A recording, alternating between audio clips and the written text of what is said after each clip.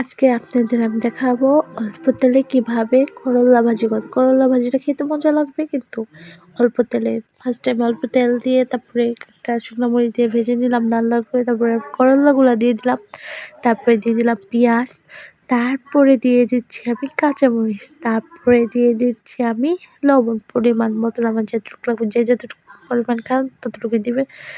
তারপরে আমি সুন্দরভাবে নেড়ে পেঁয়াজ মরিচ লবণ একসাথে মিক্স করে নিচ্ছি, যে করলার সাথে ভালো করে নেড়ে চেড়ে দিচ্ছি।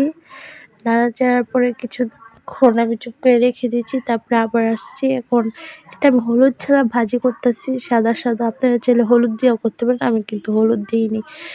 সুন্দরভাবে নেড়ে চেড়ে, আর এখানে জালটা কমাই দিতে হবে, তো করলা ভাজিটা ভালো লাগবে অল্প তেলে। এখন আমি সুন্দরভাবে ভাজা ভাজা করে নিচ্ছি, একবার আস্ত মানে পুরো ঝাল কমিয়ে দিচ্ছি, না হলে পুড়ে যাবে। অল্প তেলে করলা ভাজি হবে না। এর ক্ষেত্রে আমি মানে তেলগুলা করলার লগে মেখে থাকবে, মানে ভাজিটা সুন্দর হয়ে যাবে। এখন আমার ভাজিটা হয়ে গেছে, আমি বাড়িতে তুলে নিচ্ছি অল্প তেলে করলা ভাজি।